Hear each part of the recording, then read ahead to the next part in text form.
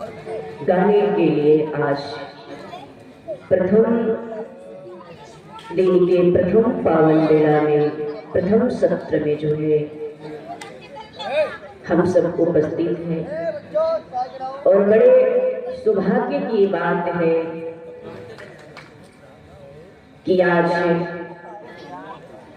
इस फतेहपुर गांव में जो है रामचरितमानस जो है गायन करने का शुभ अवसर मिला है।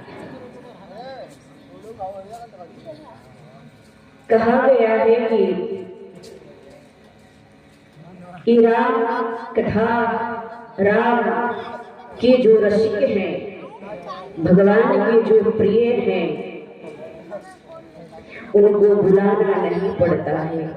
सभी पर कृपा होती है कि कान में पड़ते ही वो दौड़े दौड़े जो है कथा पंडाल में उपस्थित हो जाते हैं। ये जो कथा पंडाल है ये साक्षात जो है मां जगजननी का गोद है। माता साक्षात जगजननी के गोद में बैठ करके जो है हम कथा सुनने के लिए उपस्थित हैं। धर्म करे धन ना घटे, पुण्य करे पाप नहीं आएगा। जहां पर श्री रामचरितमानस रूपी अमृत में बरसात होती है, वहां पर कलील रूपी पाप जो है छोड़ करके भाग जाता है। जैसे कि जंगल में शेर के गर्जने से भेड़िया भाग जाती है, वैसे जहां पर श्रीमद् भागवत रूपी कथा हो या रामचरितमानस रूपी कथा हो, जहां पर कथा होती है वहां पर कलील रूपी पाप जो है छोड़ करके भाग जाता है, वहां नहीं व्यापता है। गंगा दो है। आप 5 साल से राम कथा का रसपान कर रहे हैं। गंगा दो है। कौन? एक ज्ञान गंगा और एक भगीरथी रूपी गंगा जो है। बटुक वामन जब अवतार लिए थे तो राजा बलि से 3 पग भूमि मांगे थे। तीसरे पर में प्रभु राजा बलि को ही नाप लिए थे। एक पैर में के पूरे धरती को ही नाप लिए, दूसरे पग में जो है ब्रह्मांड को नापे। जैसे ही भगवान दूसरे पैर जब बढ़ाए और नापे तो ब्रह्मांड फूट गया था। भगवान के शरण से निकली हुई गंगा जो है, भगीरथी ने तपस्या किए। राजा शगर के 60,000 पुत्रों ने जब जल करके भस्म हो गए थे तो भगीरथी ने तपस्या करके उन माता गंगे को ले आई, जो कि जब गंगा वहां से चली थी तो भगवान शिव जी के जटा में समाहित हुई। भगवान शिव जी ने रखे थे मां गंगा को। तो भगीरथी ने तपस्या कर करके मां गंगा को पृथ्वी पर ले आई। जब मां गंगा चली वहां से तो कही कि हे भगीरथ,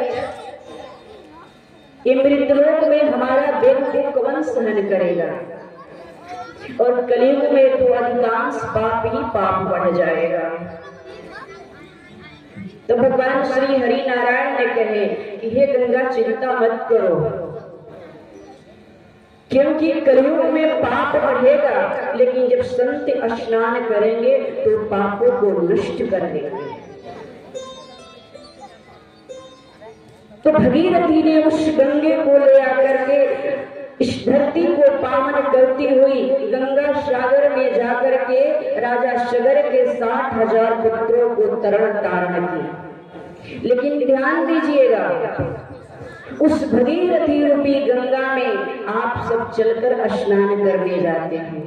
भगवान के शरण से निकली हुई गंगा है, चलकर स्नान करने जाते हैं। लेकिन ज्ञान गंगा ऐसी है कि ज्ञान गंगा आपके बीच में चलकर आती है आपको स्नान कराने के लिए। तो गहरे पानी में जाएंगे तो आपकी मृत्यु निश्चित है, लेकिन सत्संग रूपी गंगे में आएंगे तो आपकी मुक्ति निश्चित है। बस बात इतना ही अंतर है। आप देखिए ना, तीर्थराज प्रयाग की आप सभी ने भागे भागे गए सब। तन को धोने से पहले मन को धोना चाहिए।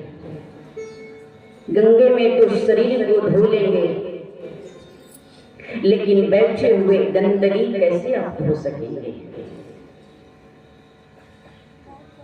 कथा रूपी अमृतमय वाणी से जो है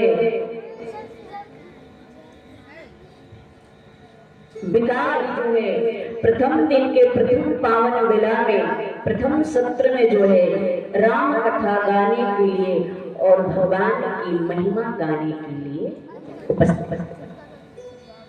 तो आज हम सभी भगवान की महिमा सुनेंगे। भगवान की महिमा क्या है? जब तक से भगवान की महिमा हम नहीं सुनेंगे तब तक से कैसे जानेंगे कि राम कौन है? दीन दयाल नौकर तोरे, दीन दयाल नौकर तोरे,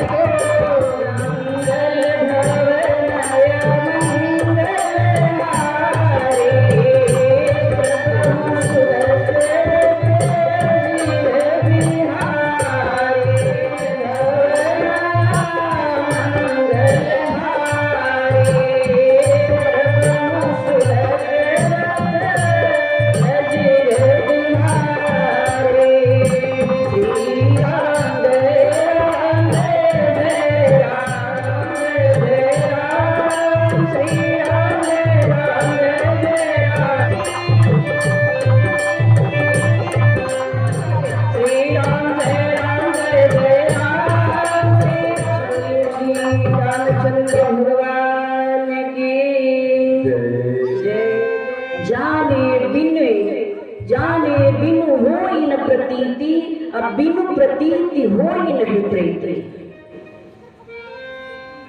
जब तक से हम नहीं जानेंगे कि भगवान की महिमा, भगवान क्या है, जब तक से प्रभु के बारे में आप नहीं जानेंगे तो भगवान के प्रति जो है प्रीति नहीं बढ़ेगी।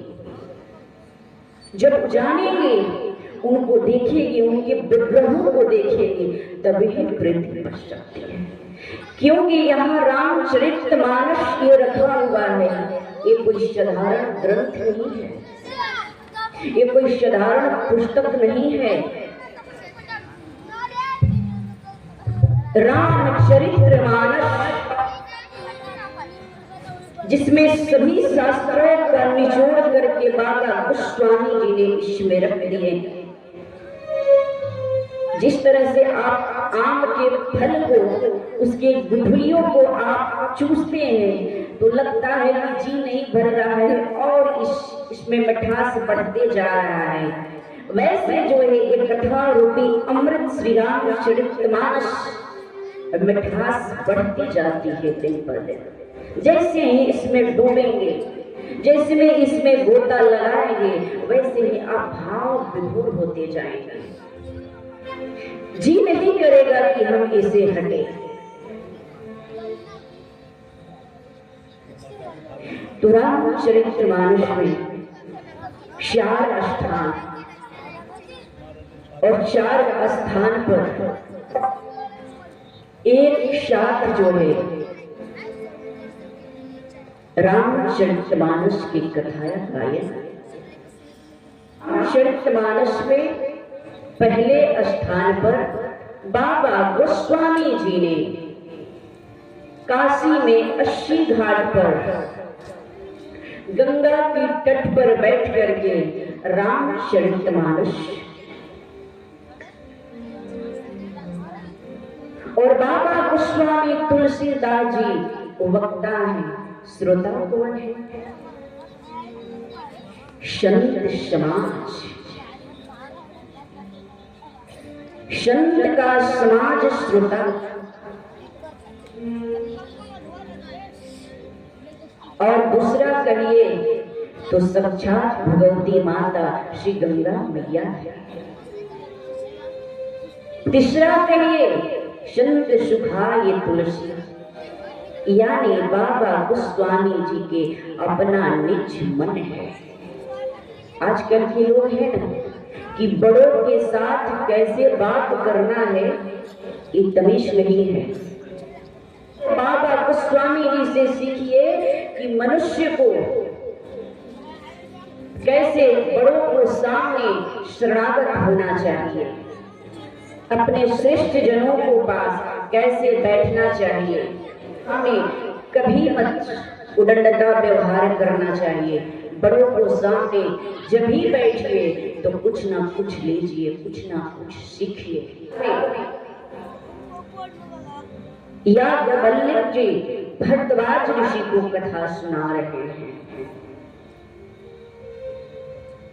देखिए जी, हर जगह का कथा का विश्राम हुआ है, लेकिन तीर्थराज प्रयाग का जो कथा चल रही है ना, याज्ञवल्क्य जी को जो कथा, राम कथा भरद्वाज ऋषि को जो सुना रहे हैं ना, वो आज भी कथा चल रही है। आज भी कथा चल रही है, वो कथा बंद नहीं हुई है। हमें और आपको देखने में कथा बंद हुई है, लेकिन सूक्ष्म रूप में जो है आज भी तीर्थराज प्रयाग में याज्ञवल्क्य जी भरद्वाज ऋषि को कथा सुना रहे हैं। और याज्ञवल्क्य जी कह रहे हैं कि हे भरद्वाज ऋषि, हम आपको वो कथा सुनाएंगे जो कि काकभुशुंडी जी ने, भगवान शिव जी ने मैया पार्वती जी को सुनाए थे कथा। हिमालय में भगवान शिव जी ने मैया पार्वती जी को कथा सुनाए थे। भगवान शिव जी कह रहे हैं कि हे सती, हम आपको और कथा सुनाएंगे जो काकभुशुंडी जी ने गरुड़ जी को सुनाए थे। गरुड़ जी कौन है?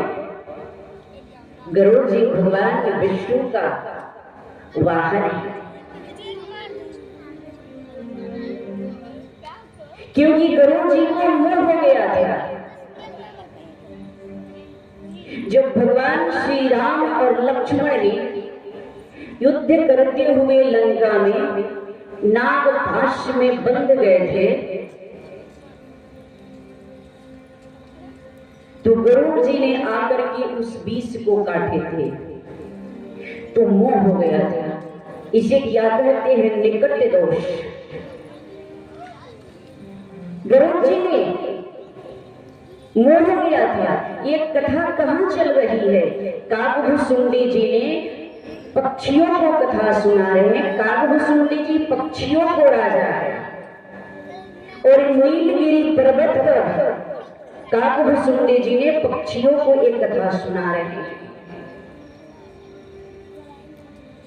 जब गरुड़ जी को मोह हो गया कि अरे ये भगवान है, भगवान की लीला को उन्होंने नहीं समझे। कभी कभी आप देखे होंगे कि महापुरुष जो होते हैं वो अपने आनंद में डूबे हुए हैं, कोई पहचानता नहीं है। जैसे हीरा पिघला हुआ है, हीरा को पहचानने के लिए सुनार की जरूरत है, सोना के पहचानने के लिए सुनार की जरूरत है, वैसे भक्ति को पहचानने के लिए भगवान के भक्त की जरूरत है।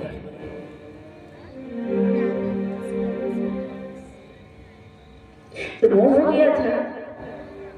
कि अरे ये भगवान है, इनको तो नाश से हम मुक्त किए।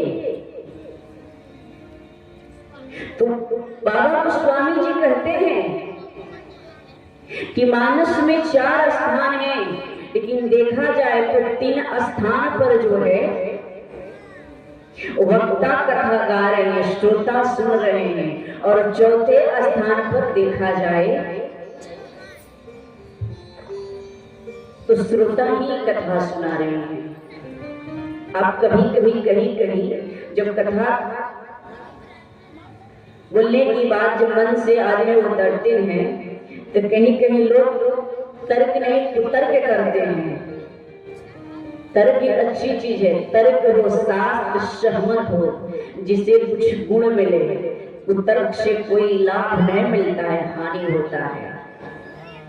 तो कुतर्क कभी कभी ऐसे व्यक्ति करते हैं कि सुदामा जी के बाप का क्या नाम था, अरे कोई प्रश्न है, ये जानना चाहते हो तो शास्त्र उठाओ पढ़ो। तो पढ़ने की कौन छेका है?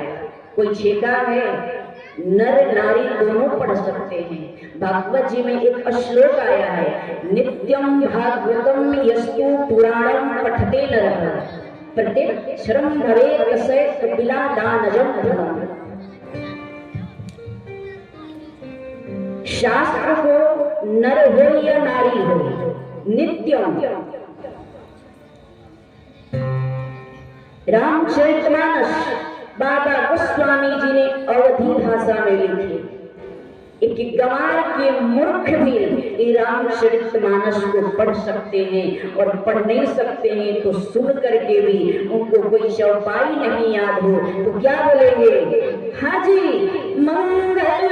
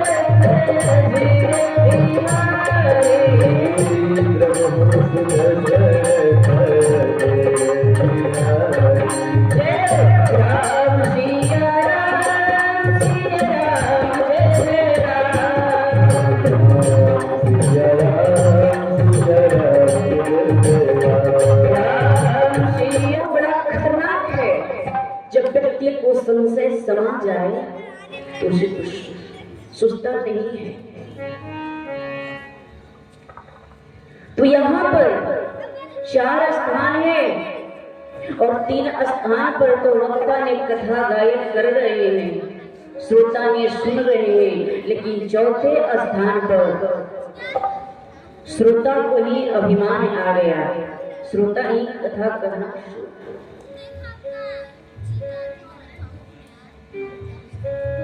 तब जो है गरुड़ महाराज जी ने और रास्ते में नारद जी मिले। नारद जी मिले, नारद जी से श्री गरुड़ जी ने कहने लगे, नारद जी कहे, अरे आपको भी पकड़ लिया था, आपको भी पकड़ लिया। ऐसा करिए कि आप ब्रह्मा जी के पास चले जाइए, हमारे पिता श्री कृष्ण ब्रह्मा जी के पास गए। ब्रह्मा जी ने कहे कि आपको भी पकड़ लिया, ये तो हमें भी पकड़ लिया था। गुरुदेव महाराज जी ने कहे कि प्रभु क्या करें?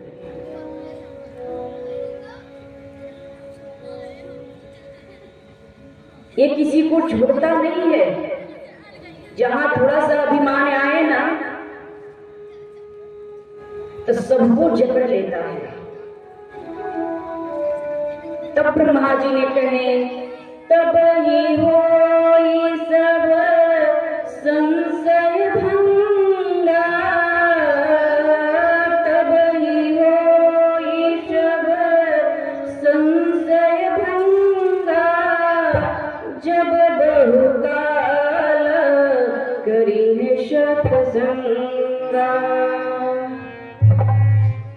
हे गुरुदेव, आपका ऐसे संशय भंग नहीं होगा।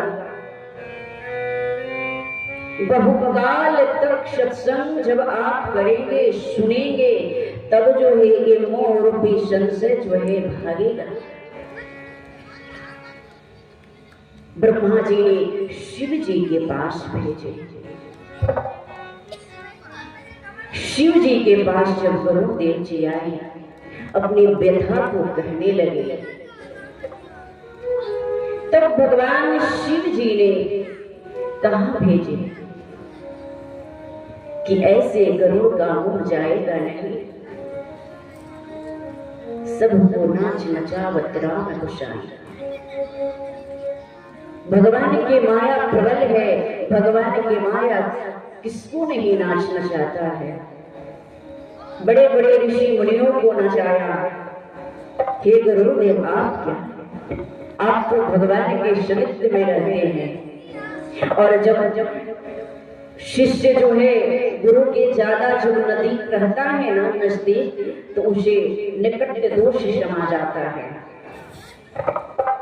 वो बराबर अपने गुरुजनों के अंदर दोष देखने व्यक्ति लगता है। अरे हमसे गुरुजी थोड़े बड़े हैं। गुरुजी 4 बजे उठते हैं तो हम भी 4 बजे उठते हैं। गुरुजी स्नान करते हैं समय से, हम भी सुबह स्नान कर लेते हैं, माला हम भी जपते हैं। हमसे हमें और गुरु में क्या अंतर है? जब नजदीक व्यक्ति रहता है, सानिध्य में गुरु के रहता है,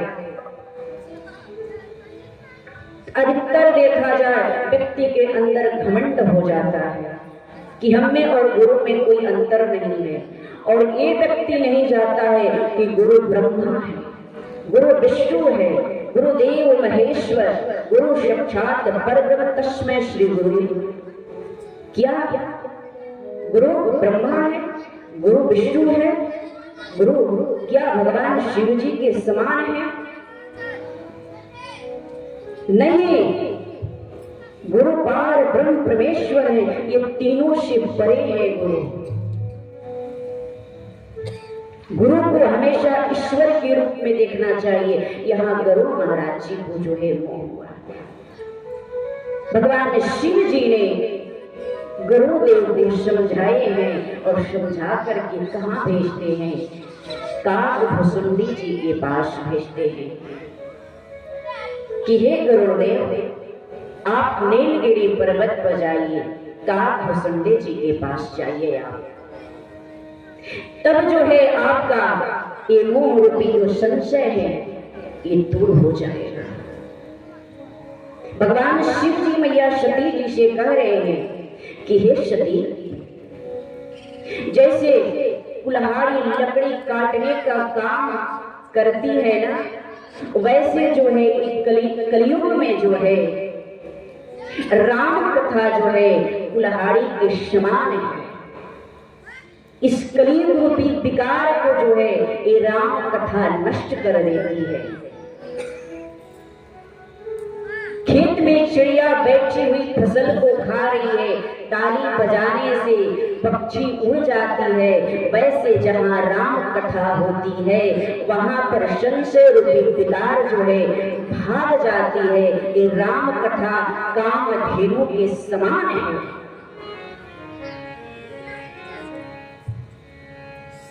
तब गुरु जी ने नीलगिरी पर्वत पर, जहां काकभुसुंडी जी पक्षियों का राजा, पक्षियों को कथा सुना रहे हैं, जैसे ही गुरुदेव जी आए आश्रम में आते ही गुरुदेव जी को शांति मिली। जैसे ही आप आश्रम में जाइए ना, संत से मिलने जाइए, वैसे ही आपका भाव जो है बदल जाता है। मन में सोच कर गए भगवान के मंदिर में दर्शन करने के लिए, और मंदिर में जैसे गए वैसे जो है आपका भाव चेंज हो जाता है।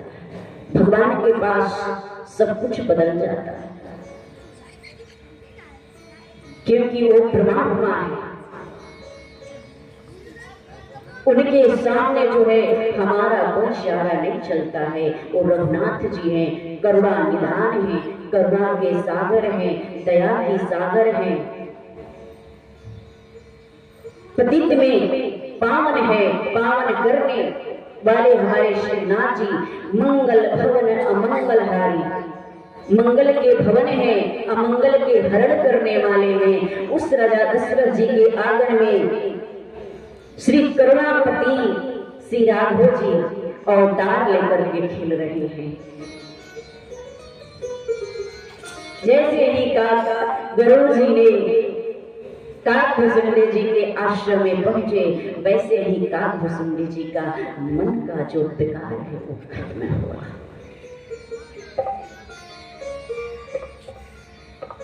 तो भगवान की देखिए वाहन है, भगवान की नजदीक रहते हैं। भगवान ने जब उनके ऊपर चक्कर चला दिए तो हम और सब आप क्या?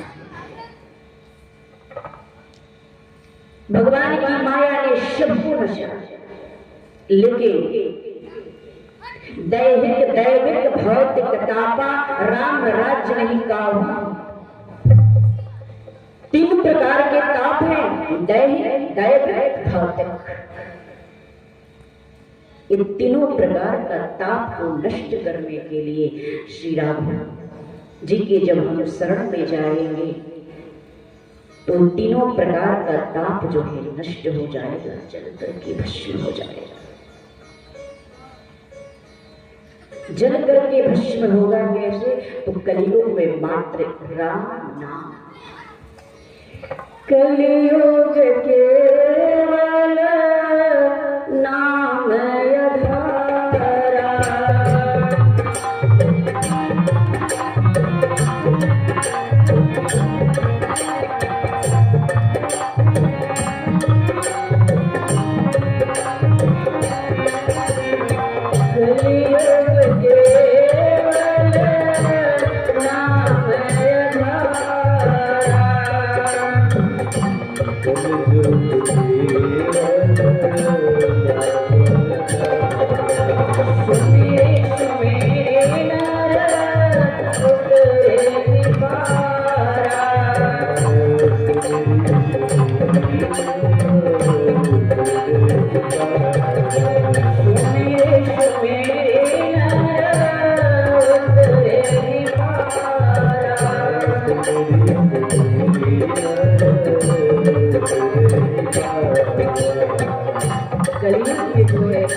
भगवान का नाम ही एक सहारा है।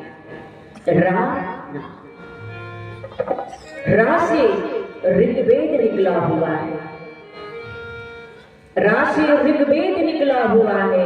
राम में अ छिपा हुआ है, अजुर्वेद निकला हुआ है। राम में जो अ छिपा है उसे अजुर्वेद निकला हुआ है। और मां से मधुर वाणी भगवान कहा, मीठी वाणी बोलिए मन का आपा, और को शीतल कर आप शीतल हो। ये जो मधुर वाणी है ना, इसे जब आप मीठा मीठा बोलेंगे ना तो कितने लोगों को दिल को जीत लेंगे। और जब यही से आप कड़वे वचन बोलेंगे ना तो कितने लोगों को घायल कर देंगे। वे मीठा इस संसार में सबसे बड़ा मीठा कौन बोलता है? मीठा भी दो तरह के हैं। संसार में सबसे बड़ा मीठा मीठा कौन बोलता है? एक मीठा वो बोलता है जिसे महाराज कुछ मांगना है ना, वक्त पड़ा है, समस्या आकर के खड़ी है, उस समय सूद वूद नहीं दिखाई दे रहा है, तो आप किसी के पास जब जाओगे ना तो बड़ी ये बाड़ी इतने मधुर बोलेंगे, इतने मीठा बोलेंगे कि शायद हमारे मीठा ये शब्द बोलने से दीदी एक मांगना शब्द हुआ। व्यक्ति जब मांग लेता है और उसे मिल जाता है तो मिलते ही वो बदल जाता है, उनकी रहनी चाल ढंग मीठी बाणी। जब वो मांगने जाए ना, अरे क्या परेशान, मोबाइल स्विच ऑफ, पास समय देख रहे हैं। मदद भी बड़ी सोच समझ करके करना चाहिए, दान भी बड़ी सोच समझ करके करना चाहिए। सुपात्र के दे रहे हैं कि कुपात्र के दे रहे हैं, ये सोचना चाहिए। दान आपका कहीं शराबी के हाथ में चला गया है,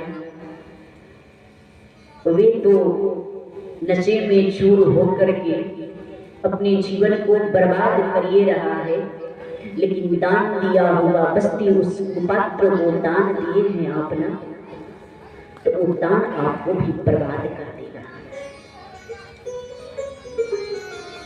वे बर्बाद कर देगा। दान भी बड़ी सोच समझ करके दीजिए।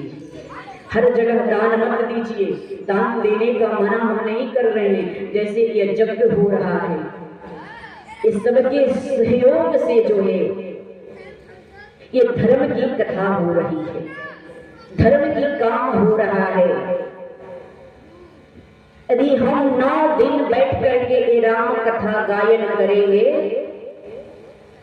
तो हम आपको कुछ दे करके जा रहे हैं, अच्छी चीज बताकर जा रहे हैं जो आप नहीं जानते हैं। संसारिक शब्द तो हर कोई जानता है, लेकिन ये व्यासपीठ है, इस व्यासपीठ से एक एक शब्द शास्त्र सहमत होनी चाहिए।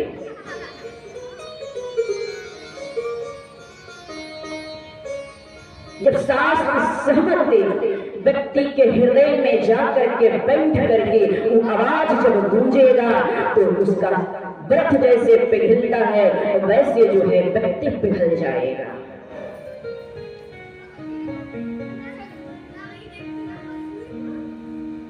तो एक राजा थी और रानी जब देखी एक भिखार को तो रानी का बड़ा दया कि स्वामी इसके पास तो कंबल नहीं है, इसको ठंडी में इसे ठंडी लग जाएगी, प्रभु एक दे दिया जाए। राजा मना किए, रानी नहीं, ये सुपात्र नहीं है, कुपात्र है, कुपात्र को दान नहीं देना चाहिए। रानी नहीं मानी, रानी ने चोरी राजा से कर करके उसको दान कर दी। दान तो रानी ने दे दी।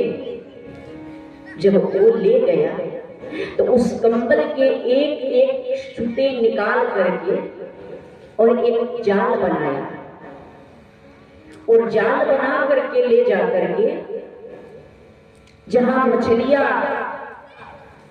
तालाब में वहां ले जा करके लगाया।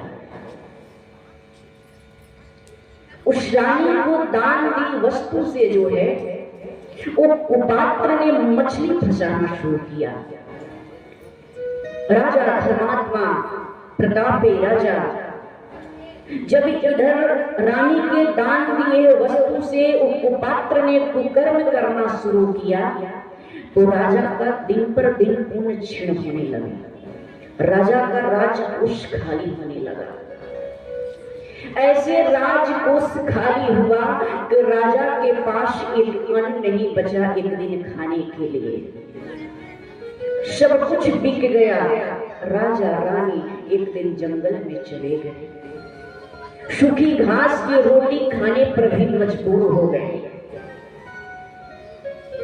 राजा को समझ में नहीं आ रहा था कि मैंने तो कभी अधर्म किया ही नहीं, हमारा राजपाट रसातल में कैसे मिल गया।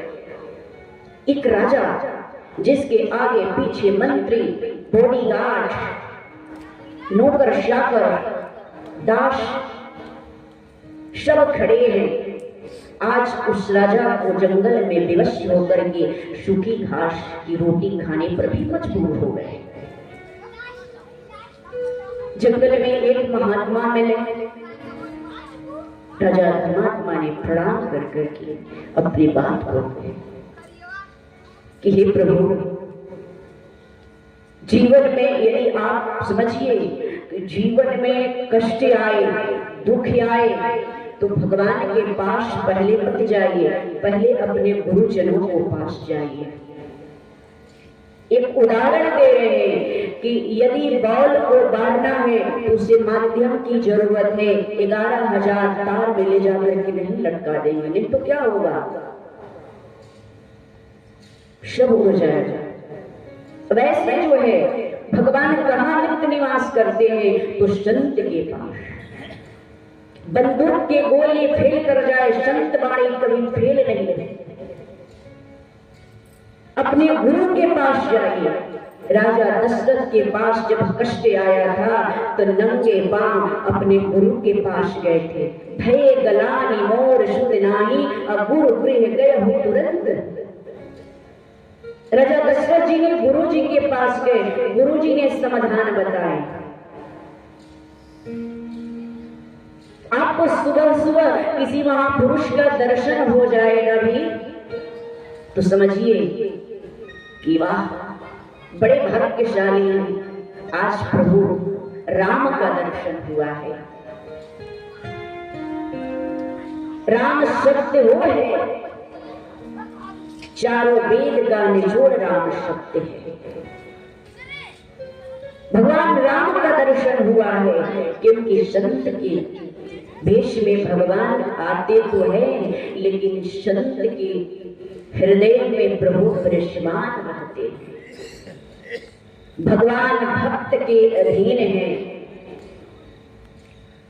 भगवान का भले मान टल जाए, लेकिन भगवान ने अपने भक्त का मान कभी टलते नहीं देखे। भगवान ने अपने भक्त के रक्षा के लिए जो है क्या क्या नहीं रूप धारण किए। तो जब राजा संत मिल गए तो पूछने लगे कि हे प्रभु, मैंने तो जीवन में कभी जो है अधर्म नहीं किया, क्या कारण है? तब संत जी ने बताने लगे कि हे राजा, आपकी जो धर्म पत्नी है ना, देखिए धर्म पत्नी और पत्नी में अंतर है। धर्म पत्नी वे है जो अपने पति को धर्म के मार्ग पर ले चले। पत्नी वे है जो अपने पति को पतन की ओर ले चले। आप देखेंगे धर्म पत्नी जो होती है, आपके पैर लड़खड़ा रहा है, आप कभी कभी उदास हो गए हैं, सहन शक्ति कम हो गई है, लेकिन वहां आपकी पत्नी काम आती है। पत्नी आकर बैठ करके आपके दुख को बांटती है, समझाती है। कभी कभी कहा गया है कि माँ बहुत मजबूत हो जाती है, और पत्नी जो है हमेशा जो है अपने पति को कुछ उटपटांग करती रहती है, कुछ बातें छुपाती रहती है। उससे क्या होता है कि पति जो है पतन की ओर चले जाते हैं। जैसे भागवत जी में आत्मदेव और धुंधली का कथा है। धुंधली ने हमेशा अपने पति के साथ गद्दारी की। उसका बेटा धुंधकारी हुआ कि मैं नष्ट कर।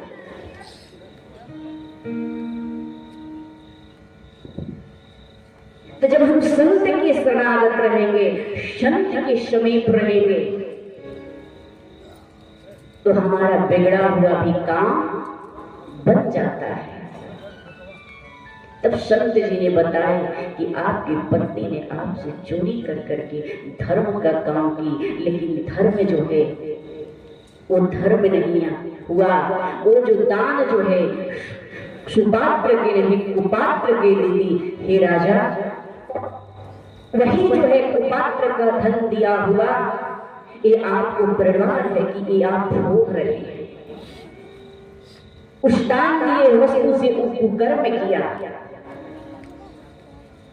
कोई आए तो भोजन करा दीजिए, लेकिन अन्यथा जो है उसे शराब पीने के लिए गुटखा खैनी, ये सब बहुत खराब चीज है। ये पूरे आपका जीवन का नष्ट कर, शरीर में आपका एक कोमल चीज है, कीमती रतन है, उसको बिखरने मत दीजिए, उसे संजो को रखिए।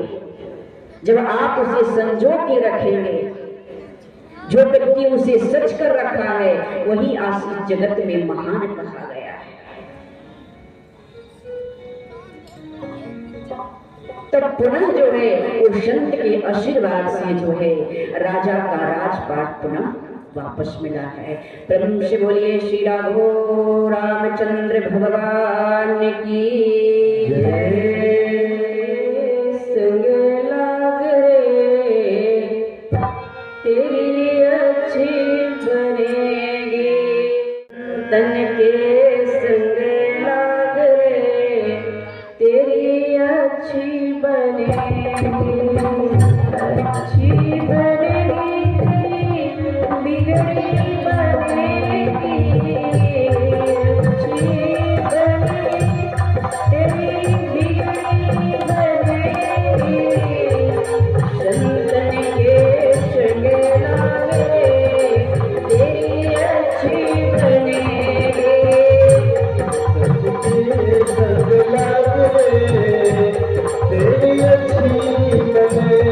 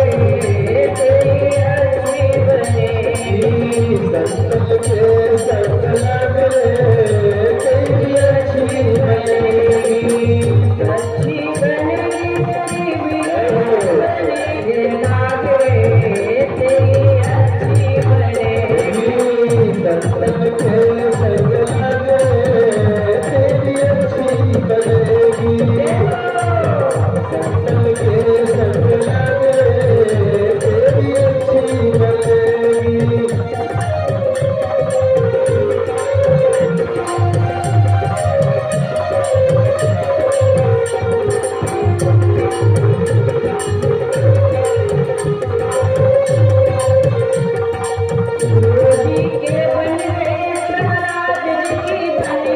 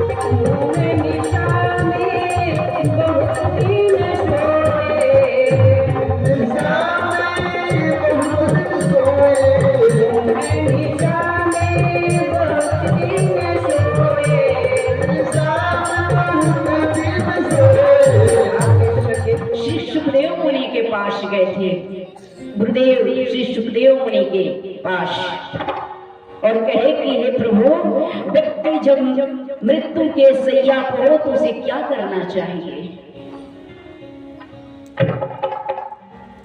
तो कहे कि व्यक्ति जब मृत्यु शैया पर हो तो उसे सब कुछ छोड़ छाड़ करके भगवान का नाम का स्मरण करना चाहिए। हे कर्मयोगी राजा परीक्षित सम्राट, अभी तो तेरा 7 दिन बाकी है। यदि तक्षक नाग काटने से शरीर तेरा काला पड़ गया होता, आंख नीली नीली भी हो गई होती, तो भगवान नाम का चरित्र सुना करके हम तुम्हें भगवत धाम पहुंचा देते। और कहे हे राजा, तुम्हारा तो 7 दिन बाकी है। सूर्य वंश में ही राजा खटवांग आए थे। जब उन्होंने युद्ध को जीता, देवता और असुर से युद्ध हो रहा था, तो राजा खटवांग ने देवताओं के पक्ष से युद्ध किए थे और उस युद्ध में विजय जब प्राप्त हुए तो देवताओं ने कहे राजन वर मांग लो। तब राजा खटवांग ने कहे ये प्रभु देखिए कि अभी हमारा शेष बचा कितना है। तब धर्मराज ने कहे कि प्रभु मात्र आपका 2 घड़ी ही बचा है। तब इस पलक झपकते ही अयोध्या आए और अयोध्या आकर के राज सिंहासन पर अपने पुत्र को बैठाकर और सरजू जी के तट पर आकर के भजन कर करके और 2 घड़ी में मुक्ति का मार्ग ढूंढ लिए। तो बाबा गोस्वामी जी ने 7 कांड लिखे। कौन कौन? बाल्य कांड, अयोध्या कांड, आर्य कांड, किष्किंधा कांड, सुंदर कांड, लंका कांड, उत्तर कांड लिखे।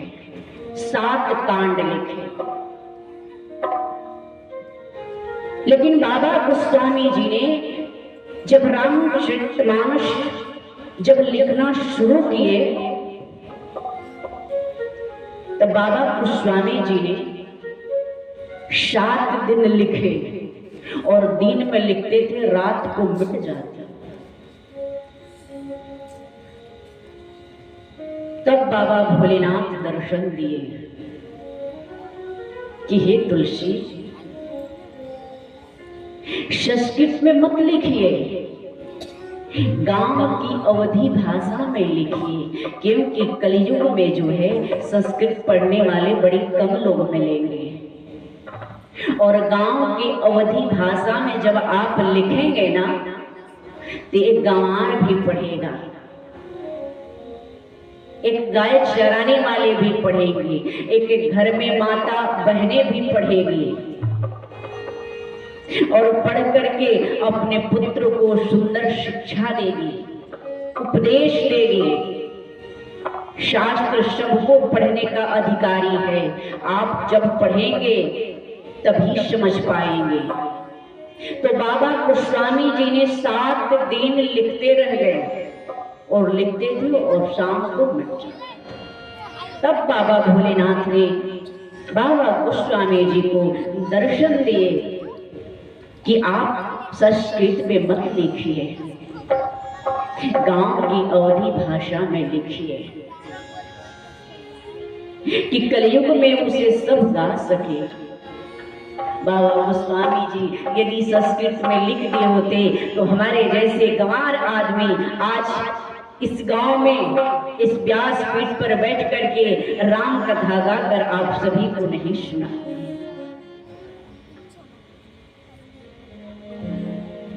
जैसे कि श्रीमद् भागवत जो है श्री सुखदेव जी ने कर्मयोगी राजा परीक्षित को नहीं सुनाए होते तो हम सभी आज के बीच में उस सुनने को वो ग्रंथ नहीं मिलता। जब कर्मयोगी राजा परीक्षित सम्राट कथा पंडाल में बैठ करके जब कथा सुन रहे थे तो देवताओं ने उसी समय अमृत कलश लेकर के आए थे कि ये सुखदेव जी आप जो है कथा अमृत में मुझे पिलाइए और इस अमृत का कलश जो है कर्मयोगी राजा परीक्षित को पिला दीजिए।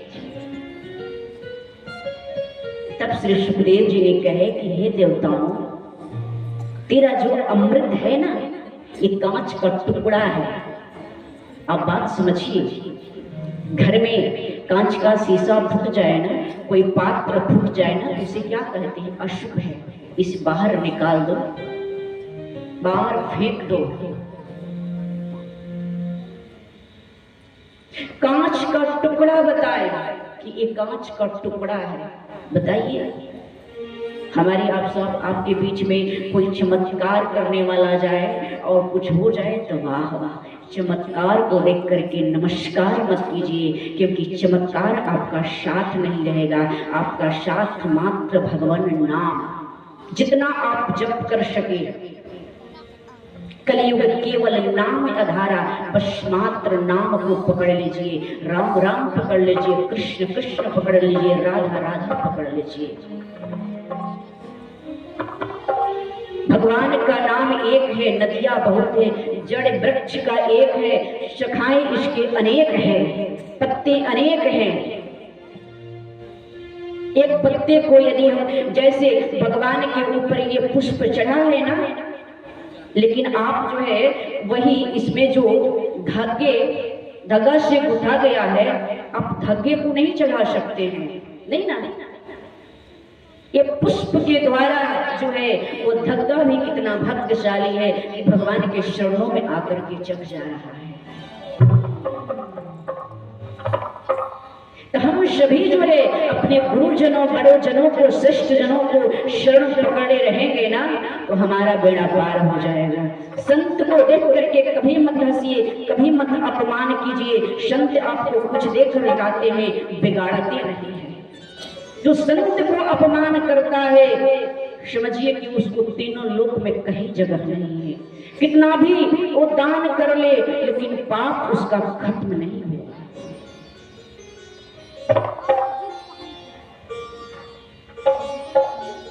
तो ये जो है कथा रूपी जो अमृत है हमें मिला। आज बाबा गोस्वामी जी नहीं होते, रामचरितमानस की रचना नहीं की होते, गायन नहीं किए होते, तो हम सभी के बीच में आज के रामचरितमानस जो है सुनने का अवसर नहीं मिलता, सौभाग्य नहीं मिलता।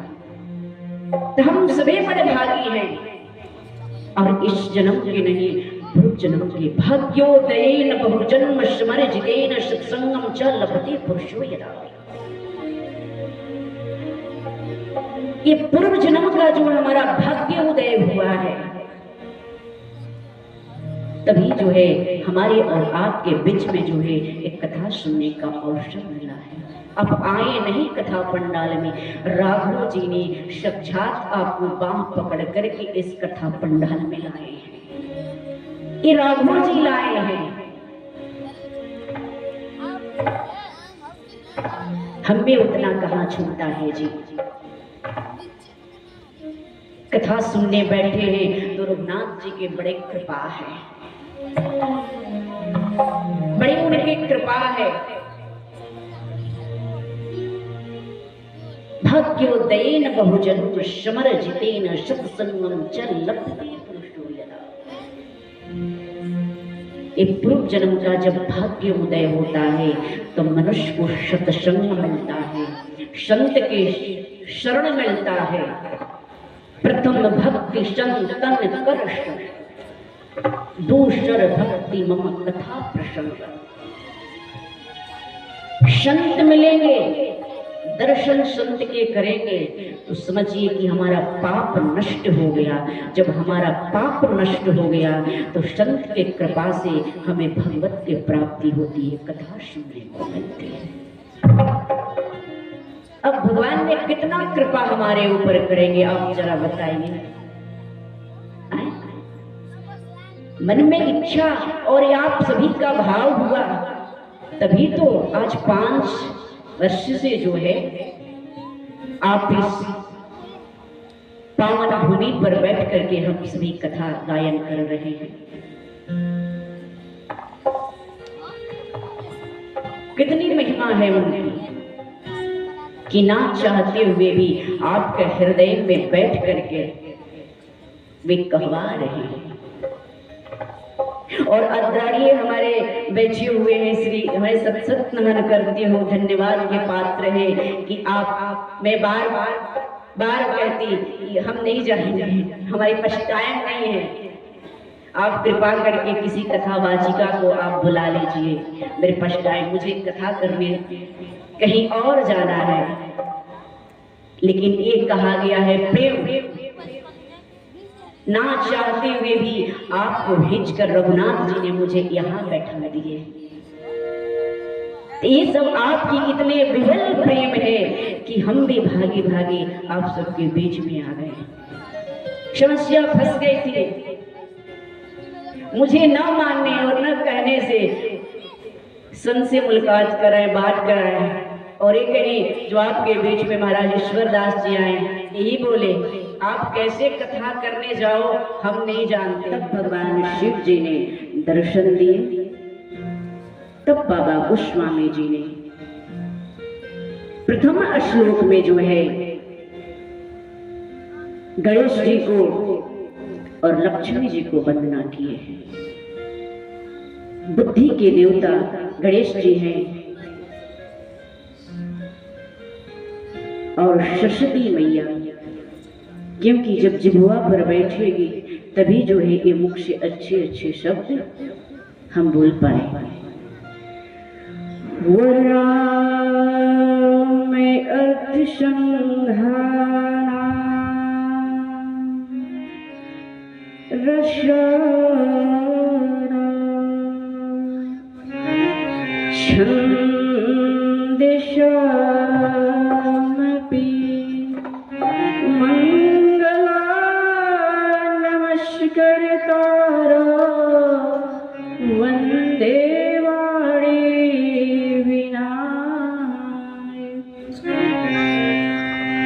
बाबा भोलेनाथ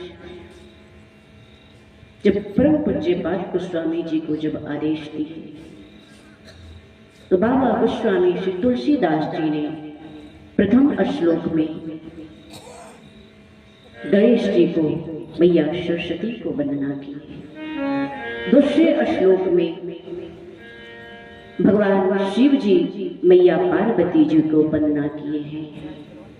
क्योंकि श्रद्धा और विश्वास का जब मिलन होता है तभी भगवान का अवतार होता है। इसलिए आप कोई पुराण की कथा सुन रहे हैं, प्रथम जो है भगवान शिव जी का विवाह कराया जाता है, तब जो है राम का कृष्ण का जन्म होता है। क्योंकि जब तक से श्रद्धा और विश्वास का मिलन नहीं होगा तब तक से भगवान धरती पर नहीं आए। ऐसे बाबा गोस्वामी जी ने चंद्रदेव को वंदना किए, गुरुदेव को वंदना किए, श्री राघव जी के चरणों में प्रणाम करते हुए बाबा गोस्वामी जी ने 7वें श्लोक में कहे नाना पुराण निगमान। बाबा गोस्वामी जी ने कहे कि नाना पुराण, 18 पुराण, 4 वेद, 6 शास्त्र, और देखा जाए तो करोड़ों रामायण, सभी शास्त्रों को निचोड़ करके बाबा गोस्वामी जी ने रामचरितमानस की रचना की है।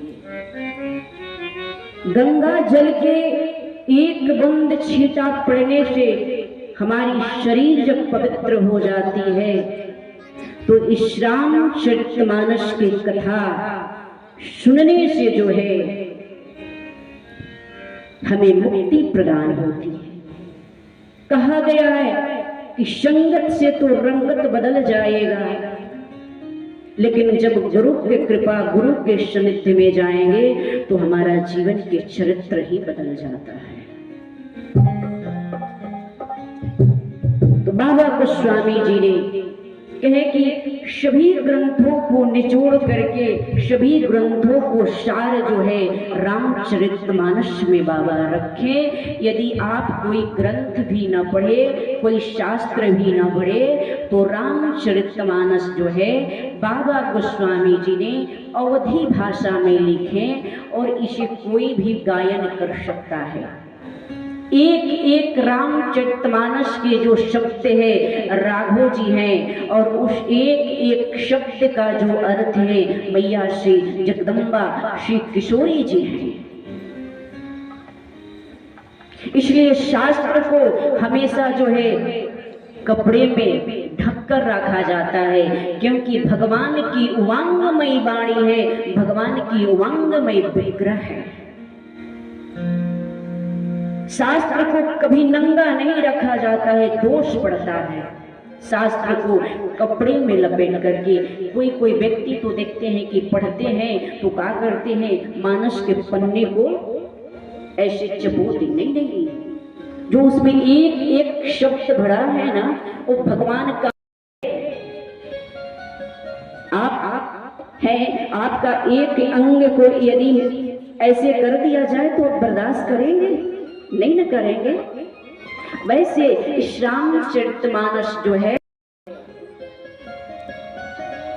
और जो अपने जीवन में उतारा उसका भाग्य उदय हुआ। कथा सुनना बड़ी बात नहीं है, कथा को जीवन में उतार लेना सबसे बड़ी बात है। कथा सुनकर घर गए और फिर वही बात। हम 9 दिन कथा गायन करेंगे, आपको 9 दिन में कोई भी शब्द एक अच्छा लगे उसे अपने जीवन में उतार ले, उसे पकड़ ले, गांठ बना ले, तब तो जो है बेड़ा पार हो जाएगा। ये अन्यथा बेड़ा पार होने वाला नहीं है। प्रेम से बोलिए श्री रामचंद्र भगवान की हरि भज।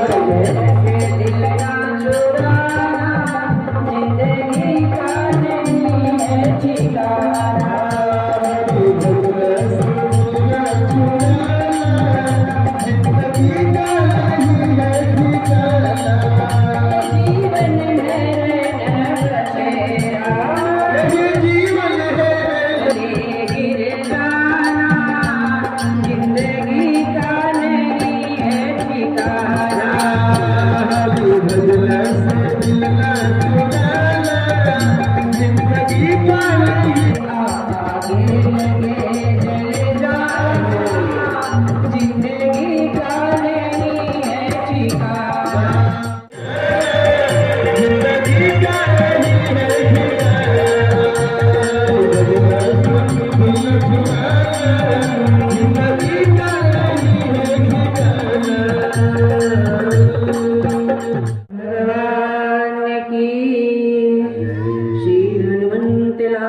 सरकार की। महामोह तव कुंज जासु बचन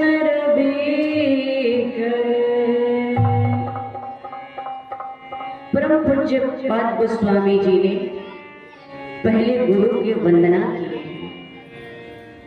बंदो गुरु पद, गुरु की वंदना उन्होंने की। गुरु क्या है? बंदो गुरु पद कंज कृपा सिंधु नर रूप हरि।